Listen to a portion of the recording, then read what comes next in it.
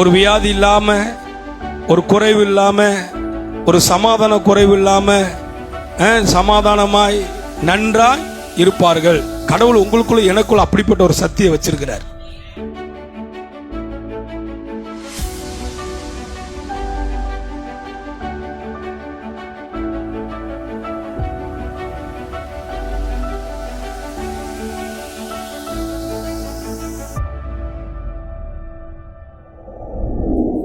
சங்கீத புஸ்தகம் 122 சங்கீதம் 6வது வசனம் இன்றைக்கு பார்க்க போகிறோம்.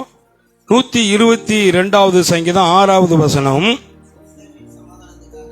இஸ்ரவேலின் சமாதானத்திற்காக, எருசலேமின் சமாதானத்திற்காக வேண்டிக் கொள்ளுங்கள் அப்படின்னு சொல்லிட்டு கீழே என்ன சொல்லப்பட்டிருக்கிறது? 2வது பகுதி, கீழ்ப்பகுதி, உன்னை நேசிக்கிறவர்கள் சுகித்திருப்பார்கள். சொல்லுங்க. தாவீது சொல்லுகிறான், உன்னை நேசிக்கிறவர்கள் எப்படி இருப்பாங்க? ஆண்டவரை யாரெல்லாம் நேசிக்கிறார்களோ, இந்த வசனத்தை யாரெல்லாம் நேசிக்கிறார்களோ, பரிசுத்த ஆவியானவரை யாரெல்லாம், இந்த பரிசுத்த ஆவியானவரை யாரெல்லாம் நேசிக்கிறார்களோ அவர்களெல்லாம் எப்படி இருப்பார்கள்? சுகித்திருப்பார்கள். அப்படின்னா என்ன அர்த்தம்? நன்றாய் இருப்பார்கள். சொல்லுங்க. சுகித்திருப்பார்கள் என்னங்க? கவனிக்கிறீங்களாங்க? நன்றாய் இருப்பார்கள். இன்னொரு தமிழில் சொல்ல போனா நல்லா இருப்பார்கள். சொல்லுங்க. பக்கத்தில் இருக்கும்பா சொல்லுங்க. இயேசுவின் வசனத்தை நேசிக்கிறவர்கள் நல்லா இருப்பீங்க. வசனத்தை நேசிக்கிறவங்க தான் நல்லா இருக்க முடியும். நல்லா இருப்பதுன்னா பணத்தை நினைச்சுக்கிறாதீங்க.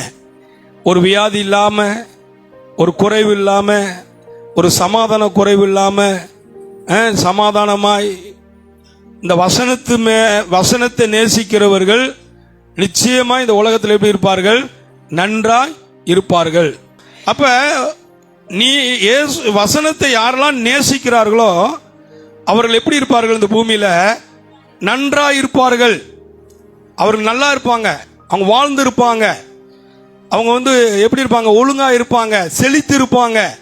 அவங்க வாழ்க்கையில சமாதான குறைவு வருவது இல்லை. ஏன்னா அவங்க யாரை நேசிக்கிறாங்க? வசனத்தை என்ன பண்ணுறாங்க?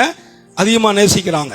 வசனத்தை அதிகமாக நேசிக்கிறாங்க. அதனால தான் தாவீது அதை எடுத்து அந்த ஜனங்களுக்கு சொல்லுகிறான். என்ன சொல்லுகிறான்? உண்மை நேசிக்கிறவர்கள் எப்படி இருப்பாங்க? சுகித்திருப்பார்கள். என்னங்க? நல்லா இருப்பாங்க அப்படிங்கிறான். இயேசு கண்ணை திறக்காவிட்டா வசனத்தை பார்க்க முடியாது. வசனத்தில் இருக்கிற வெளிச்சத்தை நம்ம என்ன பண்ண முடியாது? சுவிட்சியை போடாவிட்டா வெளிச்சம் உள்ள இருக்குது, எல்லாமே இருக்குது. இந்த சுவிட்ச் பாக்ஸ்ல என்ன இருக்குதுங்க?